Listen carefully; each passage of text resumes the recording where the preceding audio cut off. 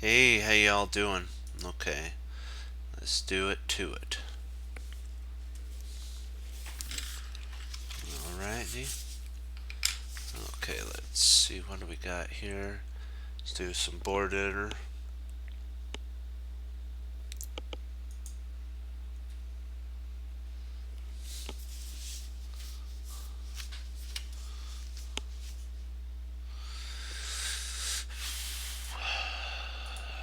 Okay, dokie.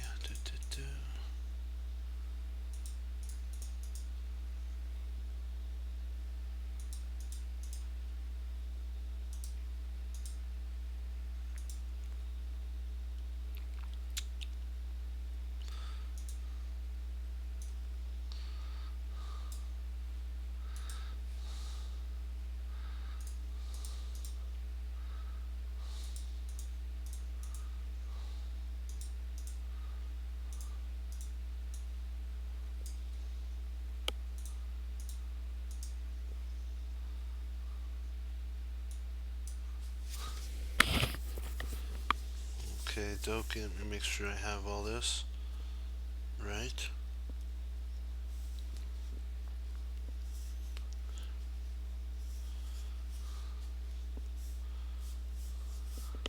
Perfect.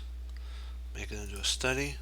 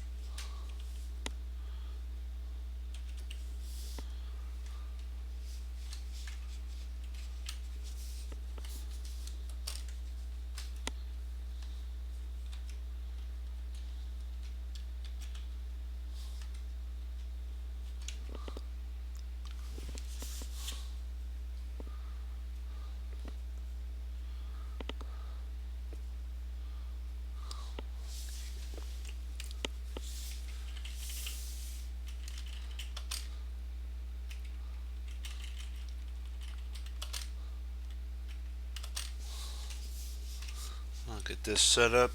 Then I'll give you an opportunity to see if you can spot the move that white played here.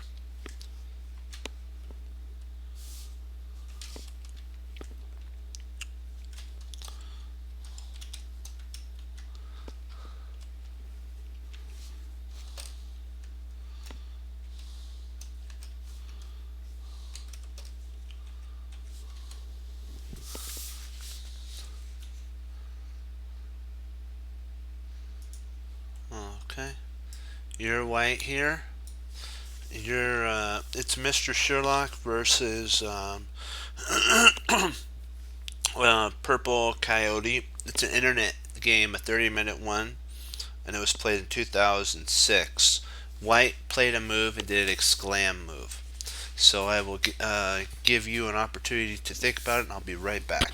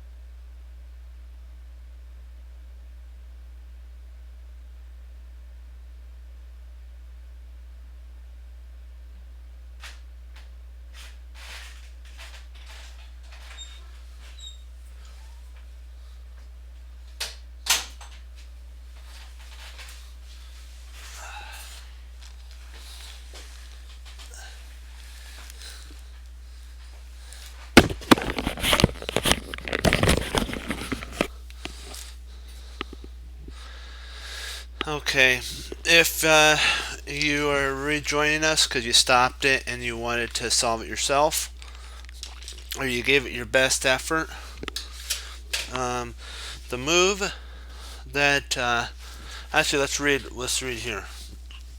Let's read this first. This is what is at the beginning before the move. A student of mine was playing white, and he couldn't wait to show me his game. When he reached it, sorry, when he reached this position, he stopped and said, "I have pressure against d6, but it's defended by the knight and the rook.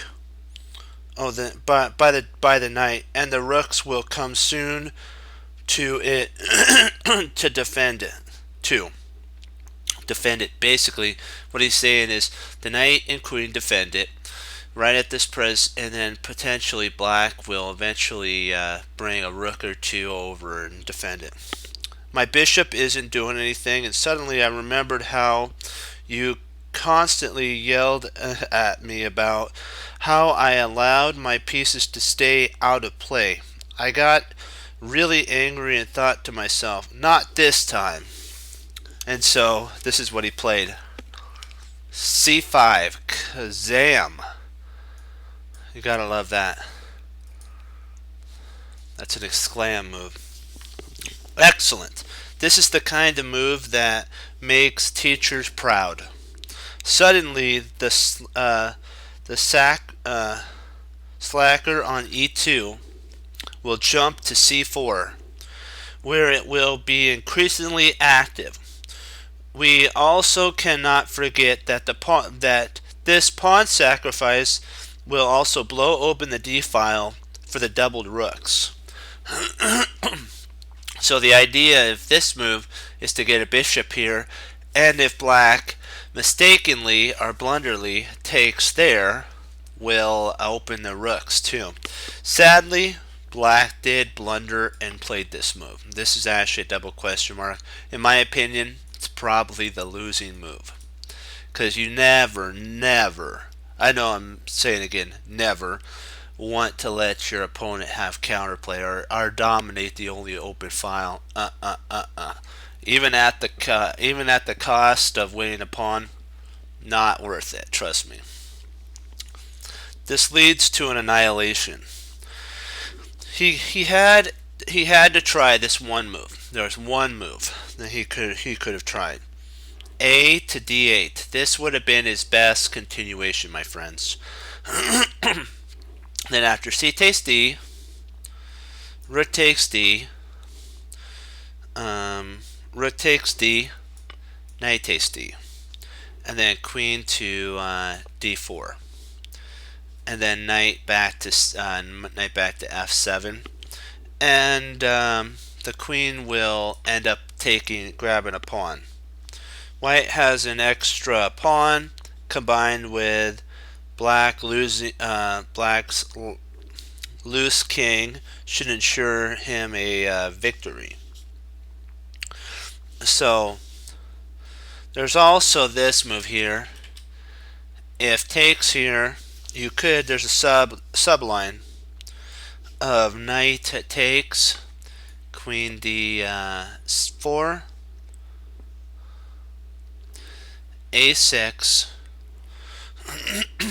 bishop c4 check, knight takes c4, queen takes d8, rook takes d8, rook takes d8, king f7, and then rook d1 to d7 is game over because the queen would have to take and then check, and when the king came up, which pawn do you want to take? No doubt rook to b7 is actually the best, because now you'll create an outside pass pawn. Or even better is just winning the knight outright. So this is actually a better idea. and then it is game, set, and match. Okay, so move 4 here.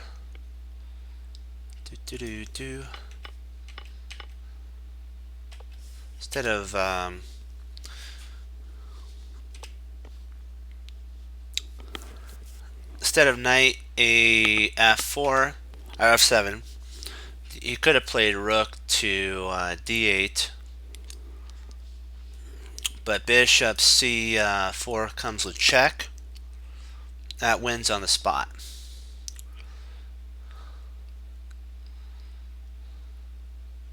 Because if the king were to move, what potentially could happen, the king can't move there, so the king has to move here. And then, of course, you see the mate, right? Kaboom! Rook, queen h8, h4 is mate. So really the only move that could be played is knight to f7, and then you have to actually go down an entire at first I'd probably trade here, take the knight, and then king comes up, and then grab the queen. You could actually do a different trade if you wanted to. You can try this up here and have the same play, but I'm thinking that there's even better. Rather than after the king comes up and takes the bishop, you can actually pin and win. So this one, this rook to d7 is winning on the spot, because when the king, if the king were to come up this way, you can just take there, and these one of these pawns are going to fall. The entire house collapses at that point. Okay, so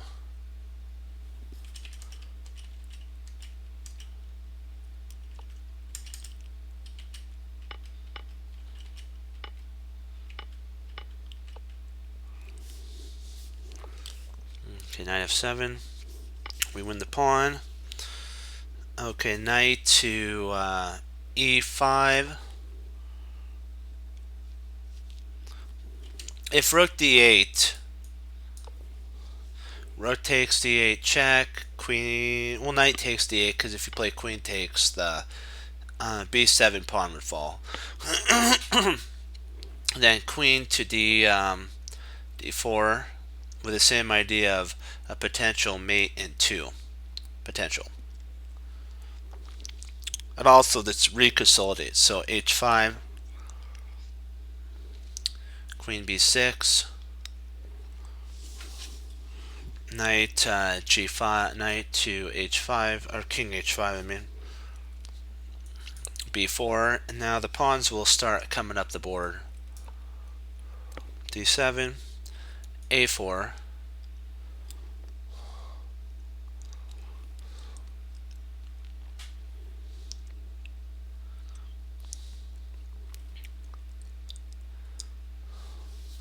and queen to d2, bishop f1 to hold everything together. It's pretty easy since black is tied down to the defense of d8 and b7. White will end things by pushing the queenside pawn majority and making a crushing pass pawn.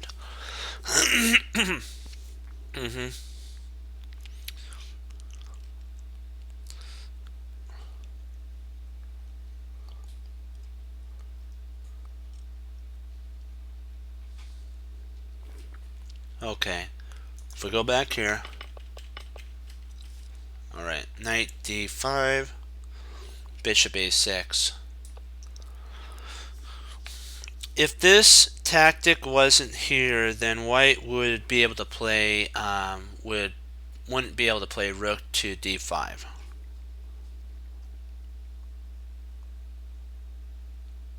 Oh, if this tactic wasn't here, white would play rook d5 with a huge advantage. So rook f7.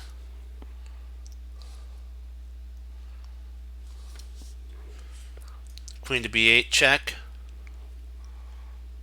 king g7. Bishop takes b7. Queen c7. I know what you're thinking. Hey, why not just grab that, right? Nope. No. That's actually, in my opinion, a double question mark blunder. You just grab there and it's game, set, match. So that's why instead, after this, he played queen c7. Queen takes c7. Rook takes c7. Bishop to d5. Rook c2. b4. This protects the pawn, and if the rook tries to get in behind, you always have that. So, or even bringing up your rook here to defend would be eligible too. Knight d3, and then bishop to b3 here, and white is winning. So his student played after that rook d7, and basically this game's almost over by terms because of the positional disadvantage that black has.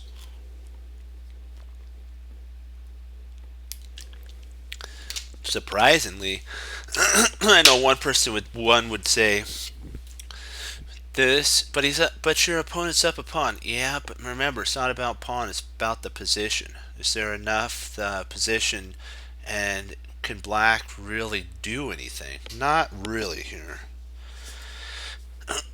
Queen e8, then bishop c4. Now the knight is pinned to the king. Rook b8 to hold on to the pawn. That's a forced move. Queen f6. 3 attackers.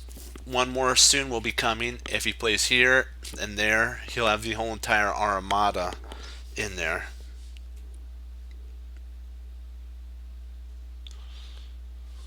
b5. Bishop e6. White's pieces work together beautifully, and the bishop has gone from useless to a big time piece slayer. This is going to be our sniper galore. This is going to be the one that we post up watching all the doors for our troops, so that when it's time for them to storm the whatever building they're in, nobody's going to be able to look out the window and try to get our soldiers as they're going through the door. When we get them all one at a time. That's kind of how I look at it, as the bishop's job is to be the sniper of the group. Okay, of all things, East e6. At this point, Purple Coyote went for it all.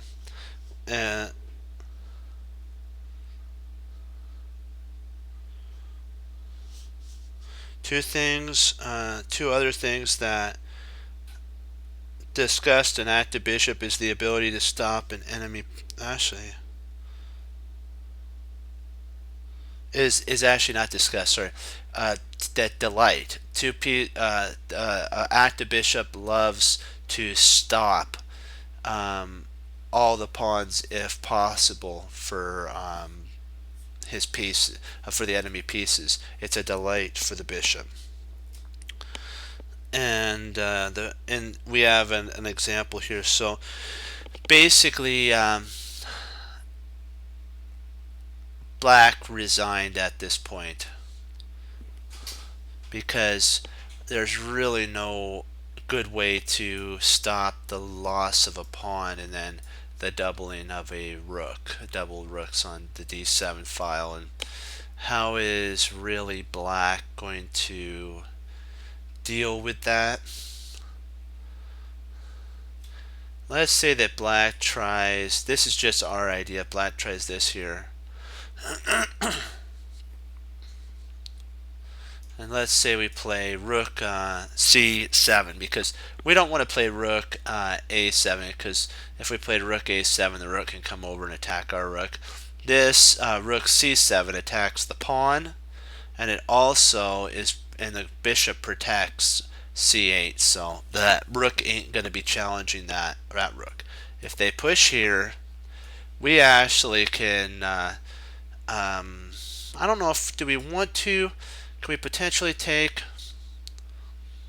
maybe we can actually just take, and after takes, and then takes, and even if rook there gets played, we could potentially play there. Well, you got to be careful with that tactic. Yeah, that's an interesting little tactic there. So maybe rook takes first, rook takes, bishop takes, queen takes, check. I think this is game, set, and match at this point. You could take here, mate, or take there, mate.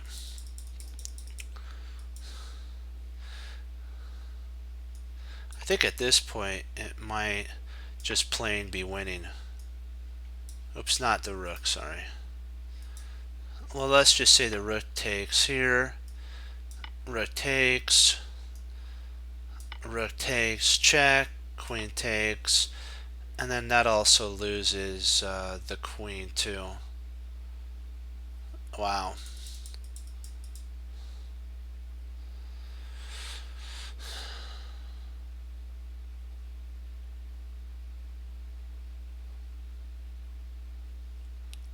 Maybe h5.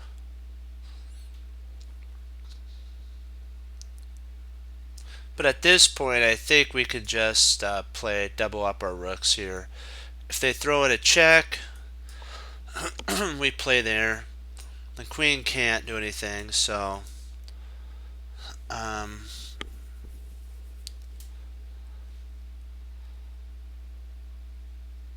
maybe if we try to just cause problems there, we could take here, takes there. We actually just take there at that point, and the queen falls. Because the queen would have to take, then check, then you have checkmate either here, here, or there. These are checkmating options. So, okay, that's enough of the devastation there. So let's get on to our other one.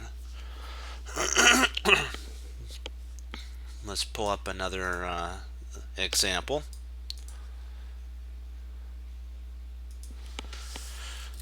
Okay, dokie.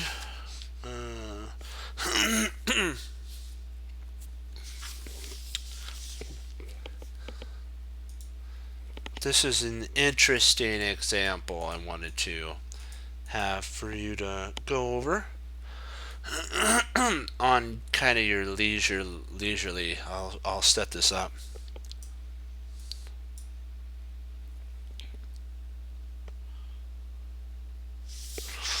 And it's white to play here. Is it white to play? White to move. Okay.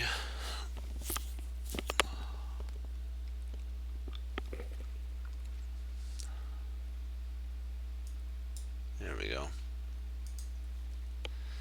This is just a fun puzzle if you wanted to go over it. He calls it the ruler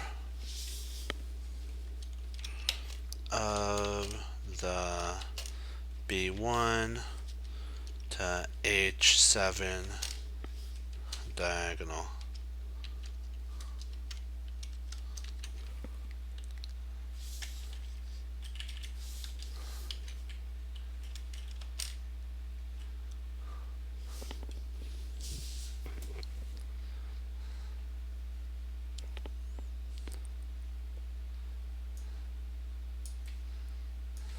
So this is just a fun little puzzle to, if you wanted to go over, so you can examine how powerful a bishop would become.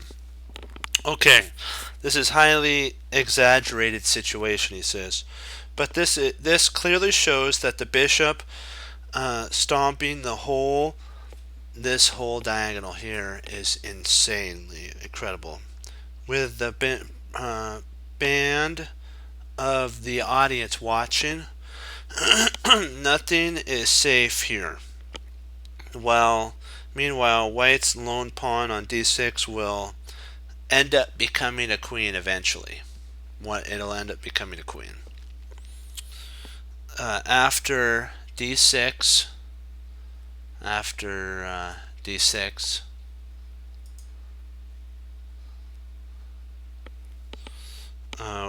it'll become a queen on d8. There's no way for black to stop it. If he tries, we'll show you an example. If he tries that, the bishop takes. If he tries this, the bishop takes. If he tries this, the bishop takes. If he tries this, the bishop takes. If he tries this, bishop takes. If he tries the king moves, there, king moves, queen is mate.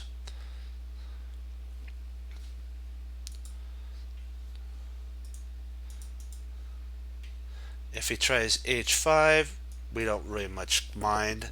The king will stop it. h4, queen checkmate. Queen to turn to a queen mate. Okay, so that's with that. The next section is called, the next one we're going to be going over is called the catapult. White to move, this is a position we're going to be going over.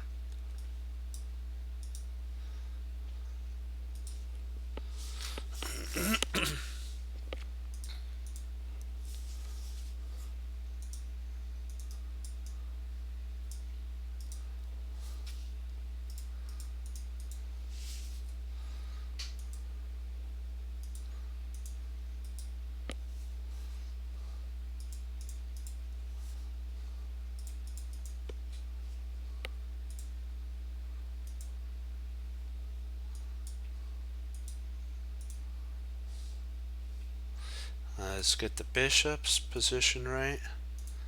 Then we'll get the knights positioned. Get the queen. So now it's black's pieces that have to get positioned right.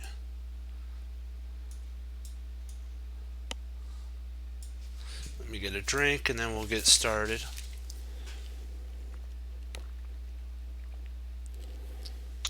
Much better. I have to put the white king in, that would be helpful.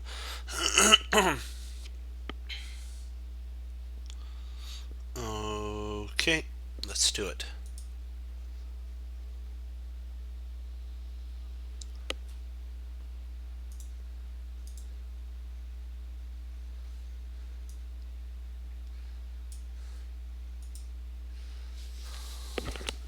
It's called the catapult.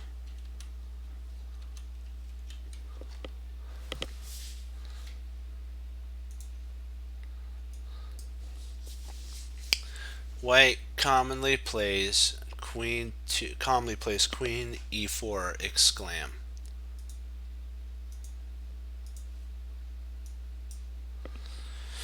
A common but important idea, the white queen uses its light squared bishop to set up a catapult, usually referred to as a battery, but the term reminds me of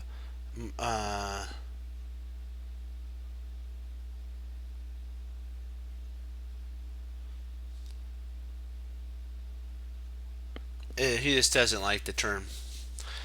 That will throw in deep. That use the set up a catapult that will throw it deep into the enemy position. And he says you can also add and decisively. Deep and decisively. into the enemy position. In this case, on h7, which would be mate. This is known as riding the bishop's vapors. That's what it's known as, riding the bishop's vapors. Because if you think about it, it's you have the bishop has this basically in line of sight. If you're thinking of a good example is a rocket launcher that has maybe a dot, and so when you're pointing it up in the air and there's a target up there, it'll make a sound like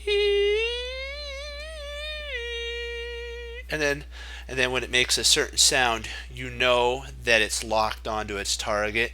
Then you pull the trigger and the rocket goes right after the target. And there's other cool devices now that planes can even use rocket launchers. Like if you fire a rocket, it can. Sometimes there's planes that can actually travel on what the stream that's left behind by the rocket. Incredible what technology we do have. But that's the whole idea why I gave you the rocket example. And the heat-seeking rocket is that queen is using that bishop as a basically locked-on target to hit the target that it needs to bring it down. And that's h7 would bring down that plane or whatever target that needs to be brought down. So f5 is played by force. There is no salvation in G6. There is no way to save the position for G6, because then kabang, bishop takes H, so you're up a pawn. Knight takes E5. Queen takes B7.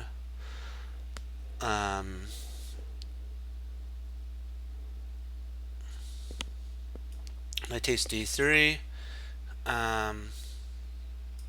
Queen to A6. It's attacking the knight now.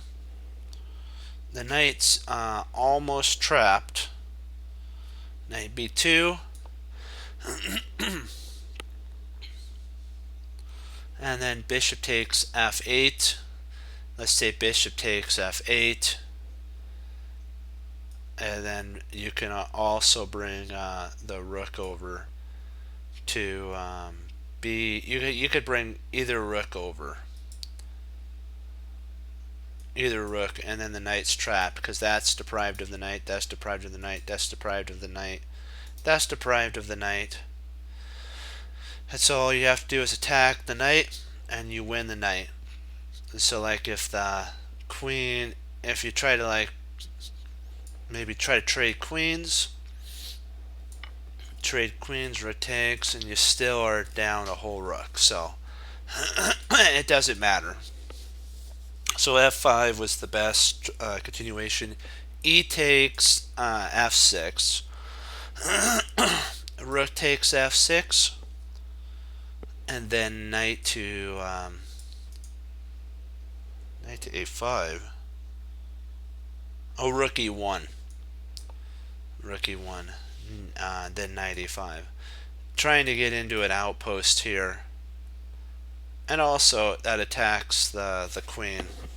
So the knight has that for an outpost, protects, and the bishop's attacking the queen.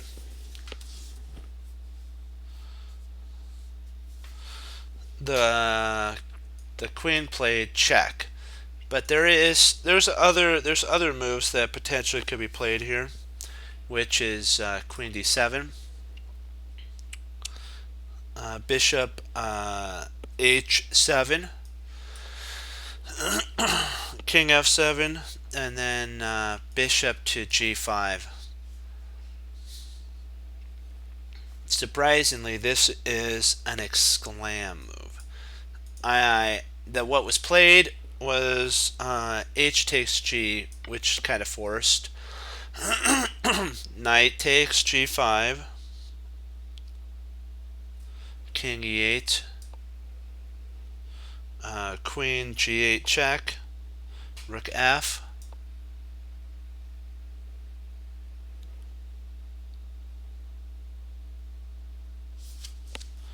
Knight takes E6, Rook takes G8, Bishop G6 check, and there's mate. That's amazing. That is just plain out amazing.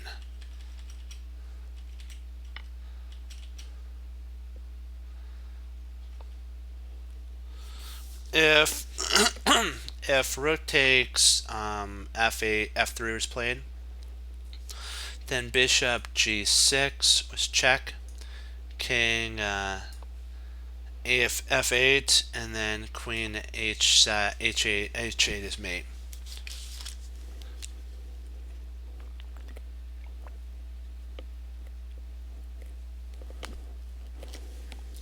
It's good water. Really good water. Okay. That's why that, and then Queen check. King F7. And again, there's Queen to G5. Exclaim. The same idea is in play, but a tiny bit different. Queen G8 was played. Bishop takes F6. Queen takes H. Bishop takes H. Bishop takes. And then bishop to E4. And black doesn't have enough compensation for the loss of the exchange. So let's go back to, instead of Queen G8, let's say that this happened. Knight takes, check. King E8. Rook takes E6. Rook takes E6. Knight takes. Oh, Queen G8.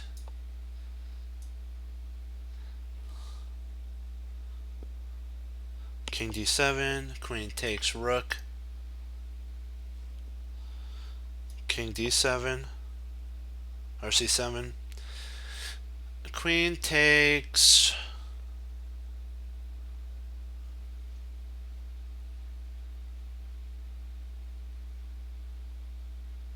Wait a second.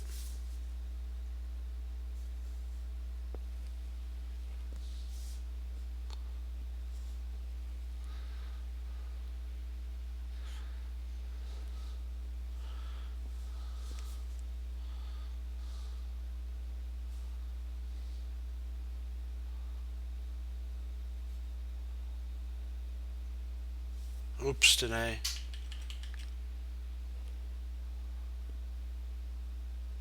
King 8. Knight takes.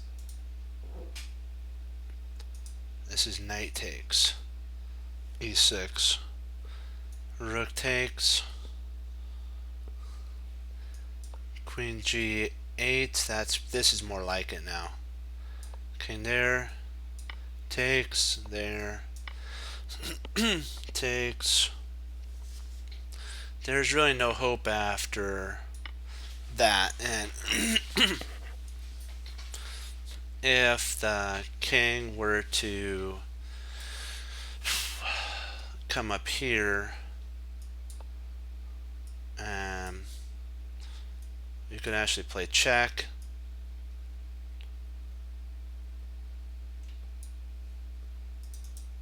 Or actually, if the king were to come up here, you can actually play d5, which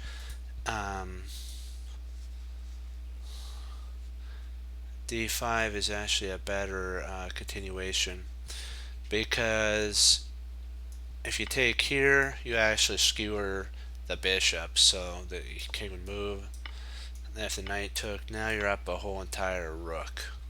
So that's just insane.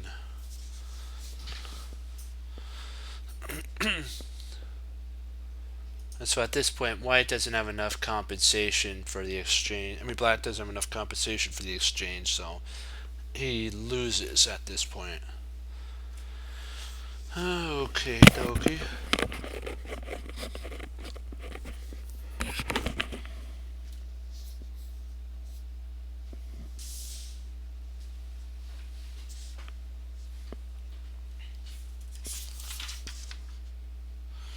Let's see how we're doing for time.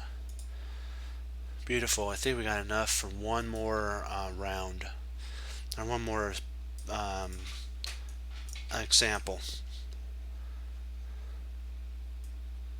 Wait a second. I could just let's just go back to the studies.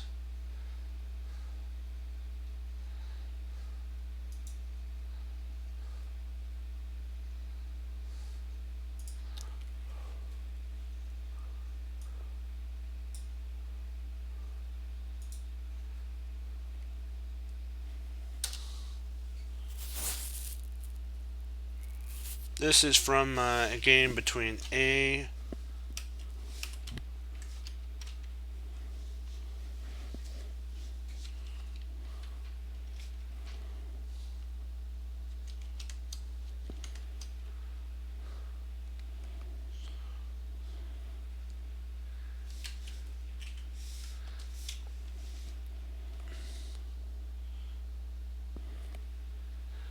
VOLOKITIN.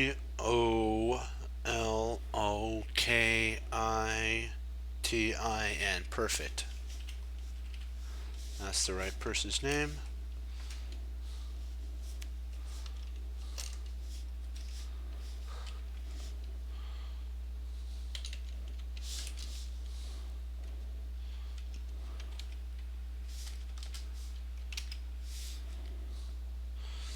PELLETI.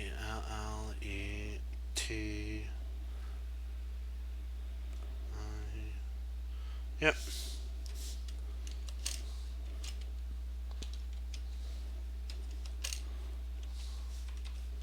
That was fine. Okay, let's do it to it. So E4, C5, knight F3, E6,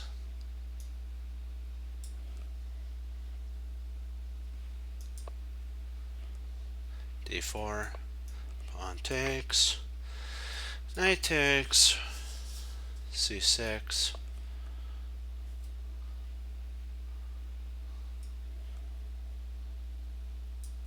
knight C3, queen C7, bishop E3, knight F6, queen D2, bishop B4, F3 to protect the pawn because now the knight's pinned, so you have to protect it. Knight takes, knight takes D4, queen takes D4, and then bishop takes C3 check, C takes, and then B6. White star White star squared bishop is active in that it eyes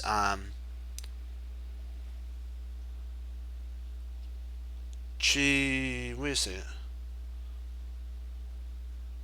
Oh yeah, white star right. G1 to H7 or A7 diagonal is blocked by B6 at this present moment. B6 is the pawn is a rock, and there's also bishop and the C1 to H6 diagonal. Has nothing to do with the battle for the central dark squares. The D6 square is particularly and is screaming for a bishop to attend to.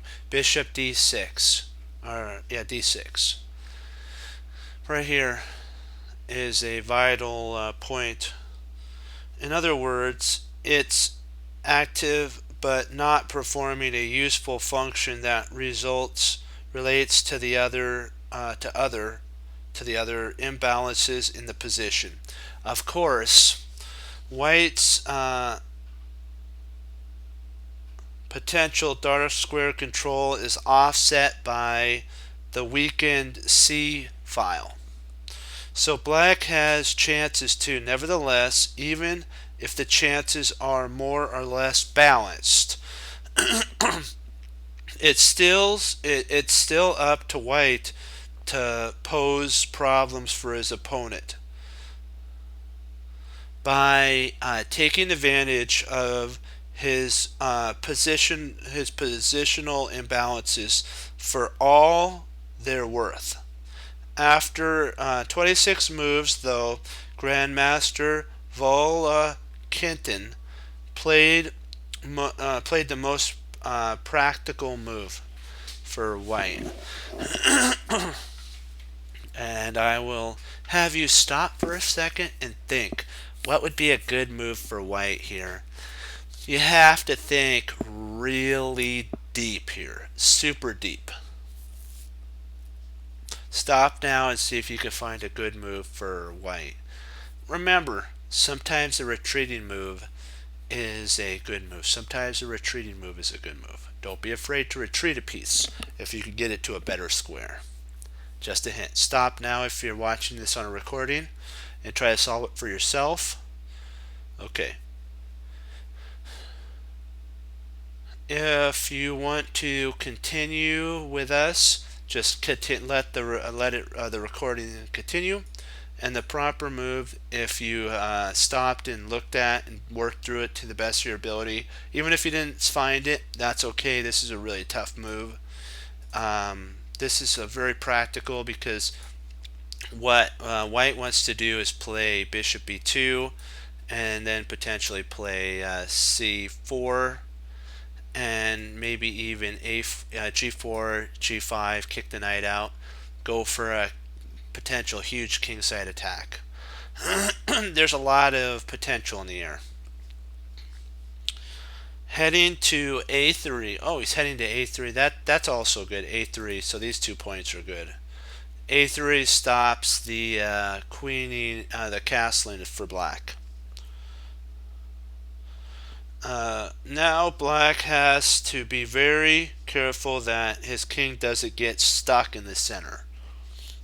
So e5, oops, not d5. e5 was played, which is an exclam move for black. That's actually a really good move, because this shuts out a lot of the potential for an attack. This fine move stops e4 to e5, and and also chases the queen off the powerful center post. Worse was actually queen c5, because queen c5, b takes c5, bishop a3, d6, a castle queenside to go after the pawn, king e7 to guard,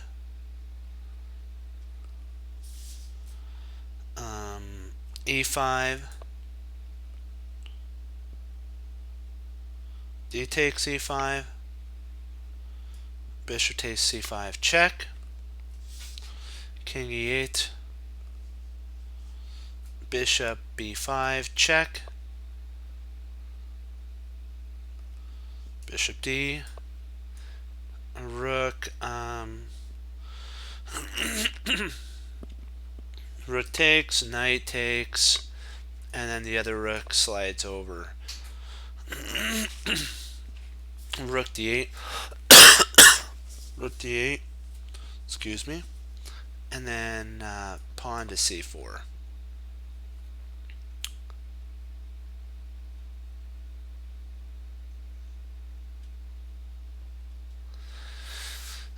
And pretty interesting position to say the least.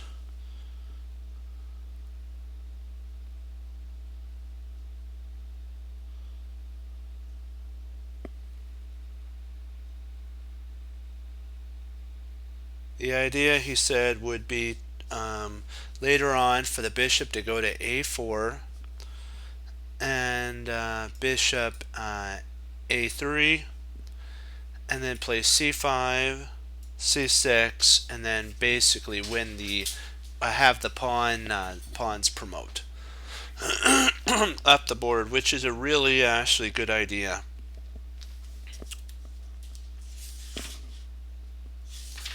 So 1 second. I will have you, while I'm gone, it's a really interesting move. I'll have you pick the best square for white to move. And because I'm going to grab a water, I'll be right back.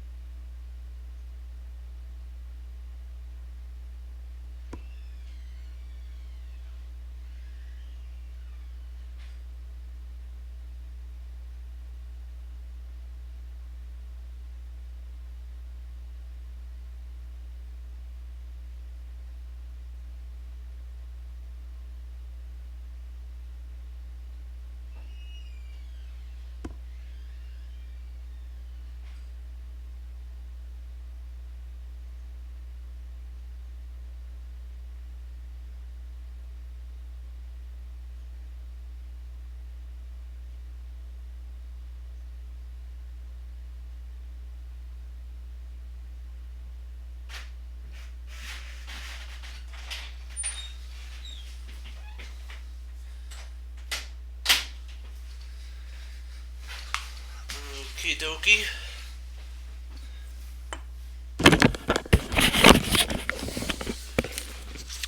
All right.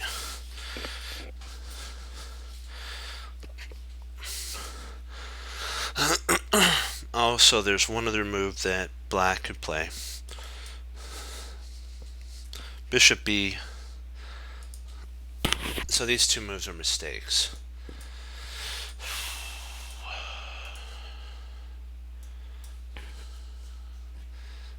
And that stops castling. Rook c8. c4.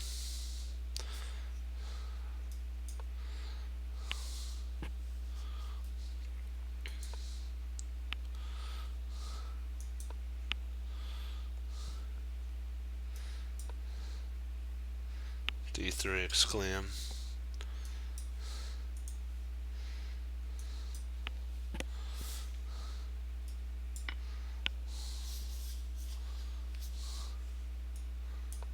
Castles. C takes.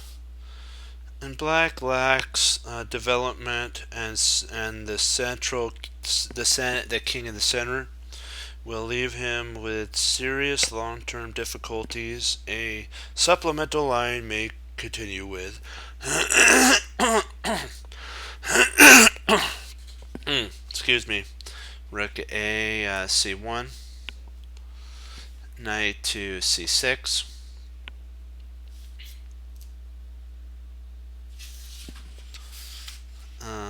queen g4,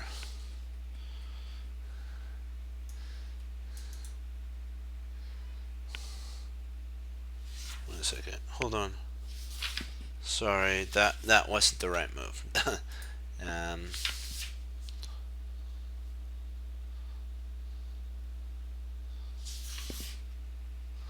Yeah, that wasn't the right move. We have to delete that. Queen e4.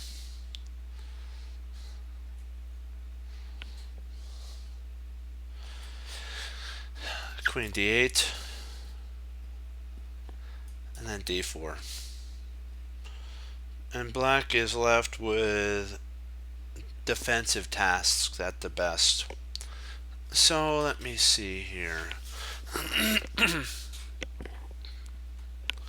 Queen b8 could be played here.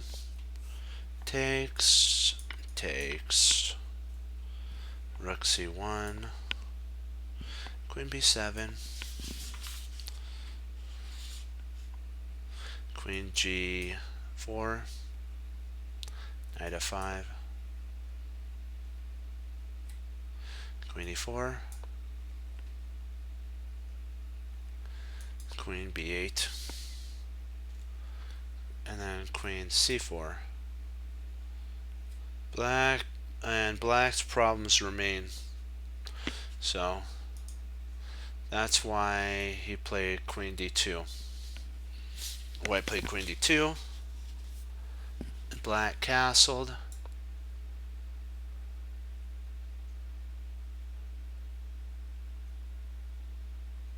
Rather than that's why e5 was played by black. I'm sorry. And then white played queen d2. The other moves lose. Castles. Bishop a3. Rook e8. And then bishop e5. Oops, that's bishop e4. Sorry, bishop e5.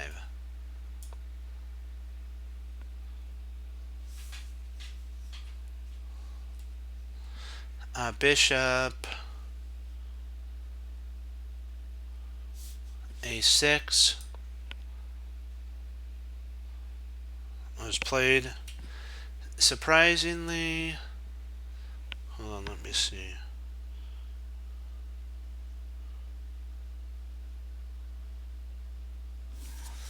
Rook to e6 is actually an exclam move. This is a better move for black. c4, bishop e7, castle queenside would have led to more or less an equal position. Instead, in the actual game, black played a6, which was not a mistake, but not the best move. Bishop d6, let me see. Bishop d6, queen a7, bishop c4, b5, bishop b3, bishop d7, castle queenside, a5. He's trying to trap the bishop. a3, rook a c8,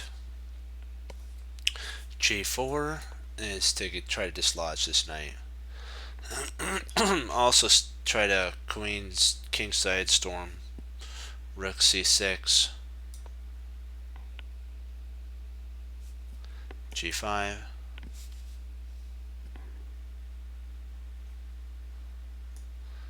knight h5, so takes e5.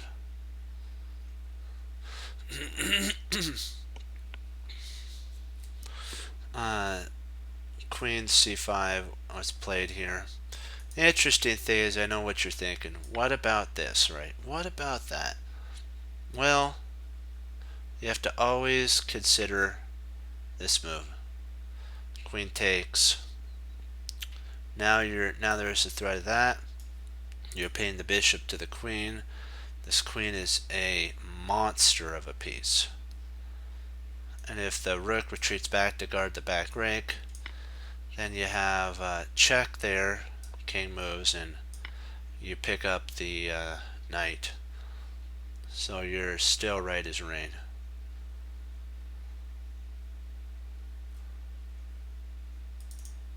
And also, if you're thinking that this was a good move, the only problem is you have the rook can come back and defend. So actually queen d8 is a mistake. Queen d8 is a mistake. So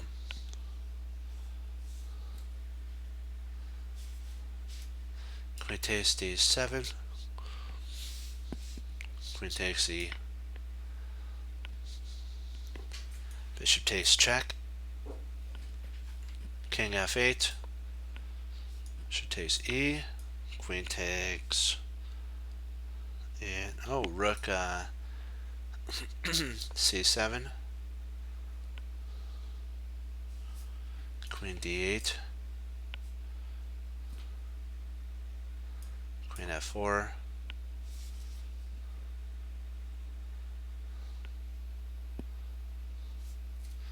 king b1, rook c8, and queen b6.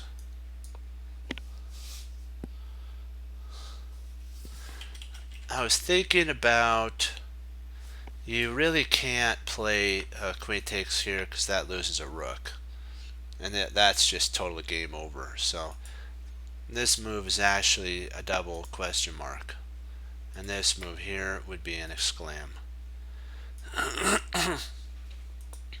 So that's kind of why all those checks happen. And then if the rook were to take, black resigned, but if the rook were to take here, you just grab there, and you're up a full exchange.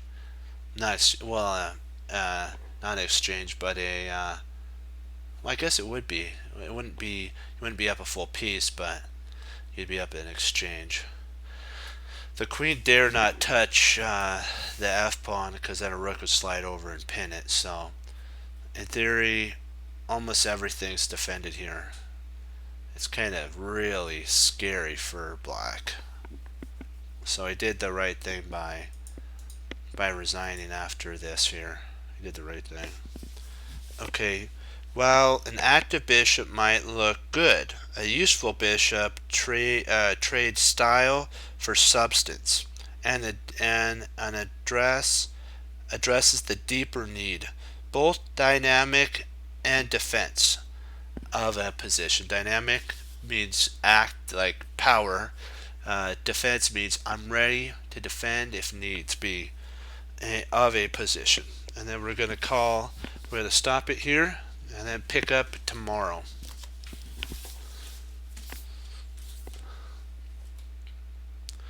And so what we learned today, my friends, is that an active bishop's great.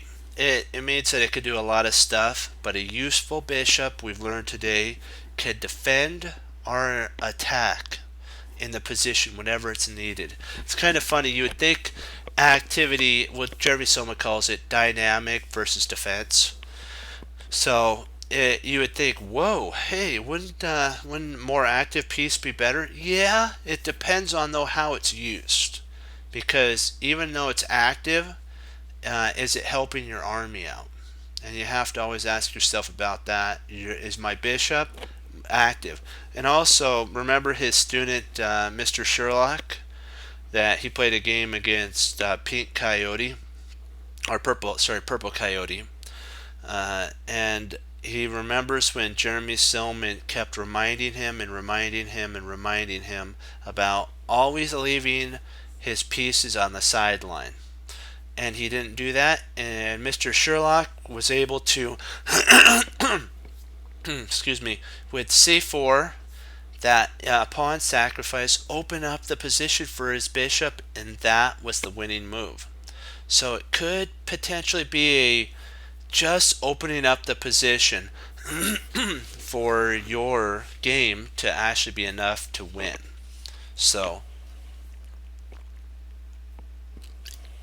never look at a sacrifice of a pawn as a bad thing.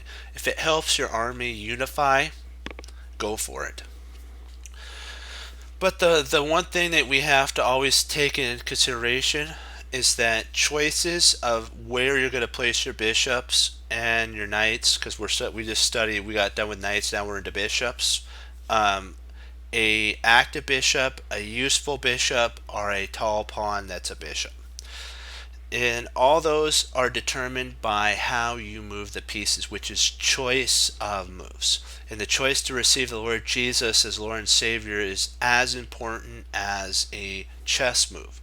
It's more important because you have to one day decide what are you going to do with the Lord Jesus Christ, God's only begotten Son, because He's the only way to heaven. We have to always remember that it's just that's the name. Like what my parents, my grandpa, and my told me is, I don't make the rules, I just know them, and that's the rules. And you know what? We have to remember what Bruce Lee said, though.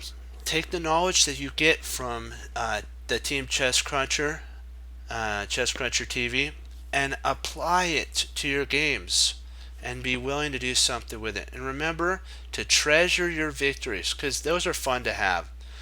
But ooh, those losses. Remember that losses don't define who you are. It's how you handle the losses that defines who you are as a chess player and a person in general. And remember that plateaus happen, but never, never desire to stay at the plateau. Always strive to do greater things. Okay. And you know what? Remember the Team Chess Crutcher motto? When you feel like, oh, I want to play rather than study, remember what the Team Chess Crutcher does. They hang up their coats. They hang up their hats. They sit down and study when most won't. Team Chess Crutcher does, and that makes all the difference. And as Wesley So says, serve the Lord Jesus, as I say, God bless. And I'll see you next time on Chess Crutcher TV. Have a blessed morning, afternoon, evening. Lord willing, I'll be back on tomorrow. We'll keep pushing forward, having fun, and improving and getting better in chess. Always striving for greatness to honor the Lord Jesus. Okay, 2 thumbs. Oh, remember what Hannibal Smith said. Even inside of a random position, there's always a plan. There is no randomness, my friends. There's always a plan. And when you find it, you get to say, I love it when a plan comes together. Okay, 2 thumbs up, hoorah, be blessed. Congratulations for staying in there, working, viewing this video, and many more to come for you to improve and get better in your chess. Okay, 2 thumbs up, hoorah, be blessed. Bye-bye, Team Chess Cruncher. I'll see you tomorrow, and we'll continue our Bishop studies in How to Reassess Your Chess, 4th edition. Bye-bye, team.